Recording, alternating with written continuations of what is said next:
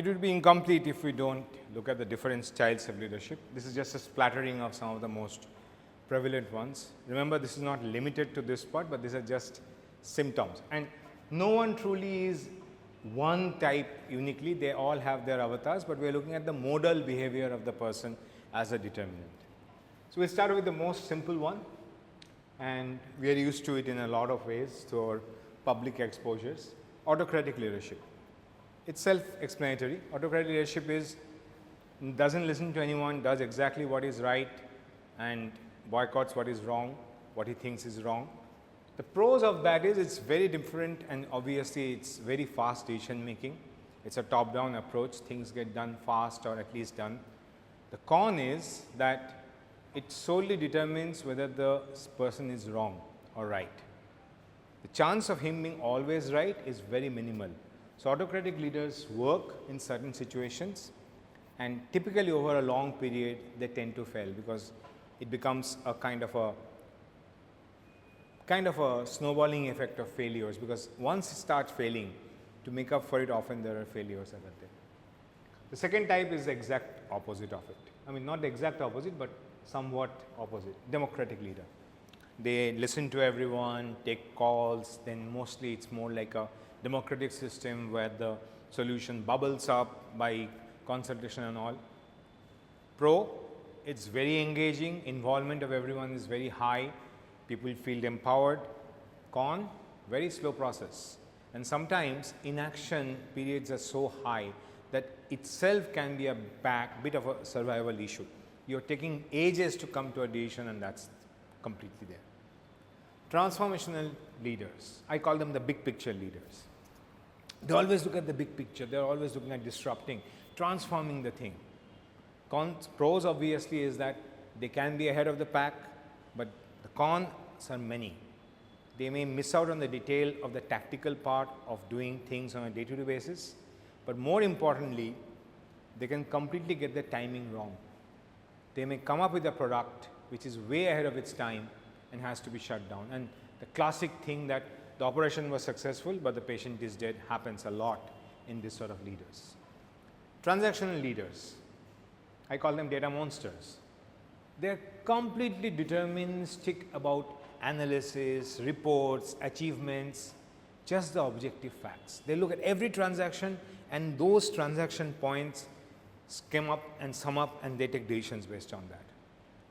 Pros, in certain situations, which is service delivery or manpower supply, could be an effect, but for real transformational stuff, this actually completely fails, because not everything is about achievements. What do you do with innovation which may not have achievement, which have failures?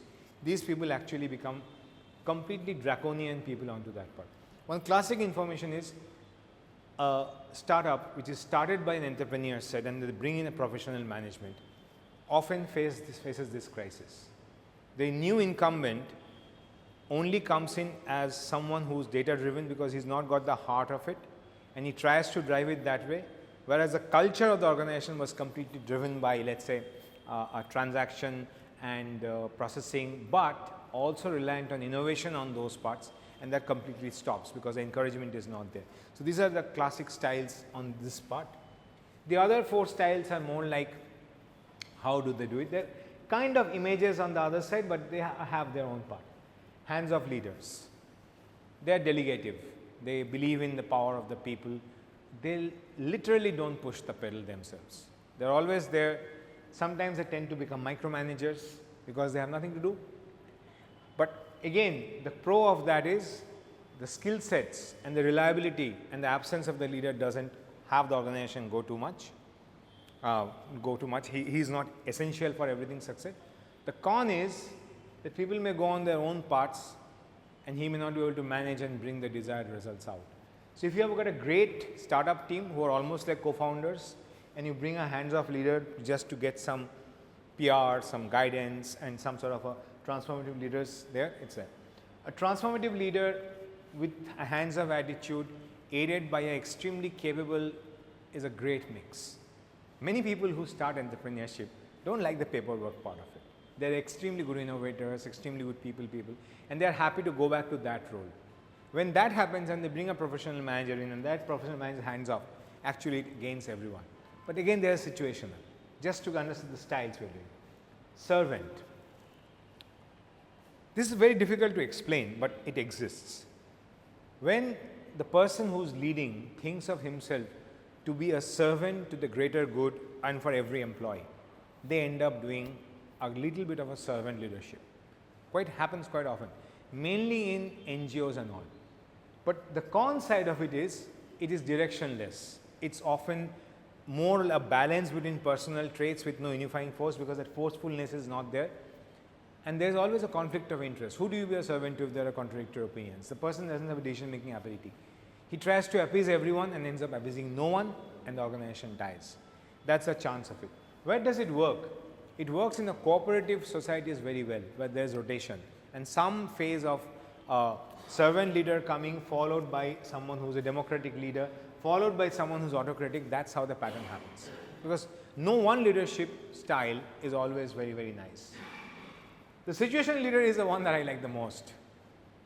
He becomes any of the needed characteristics as the situation demands. He has a fine reader of the situation and can tune and do it.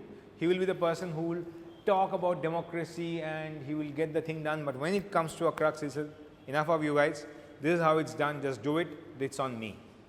There are other people who are selective.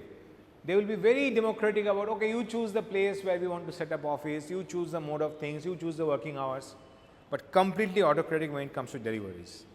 Somehow these people are extremely, they're very, very situationally mutative, and they really evolve themselves into a fine machine, and they have a bright intuition to know exactly what avatar of their part to play. All of us have all these elements. In some things we all are autocratic. In some things we all are, transactional, because we don't understand it. Transaction also comes from ignorance, like I had explained before. Charismatic leaders. That's the one we are mostly faced with. That's the hero culture we have developed for our startup founders.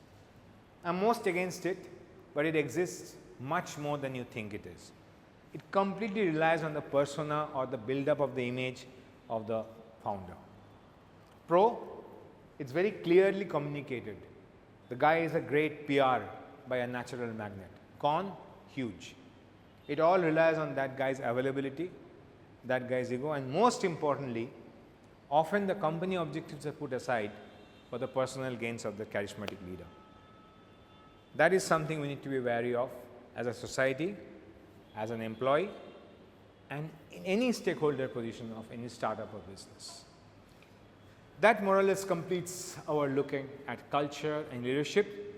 We'll carry on with more interesting sections later on. Thank you for watching.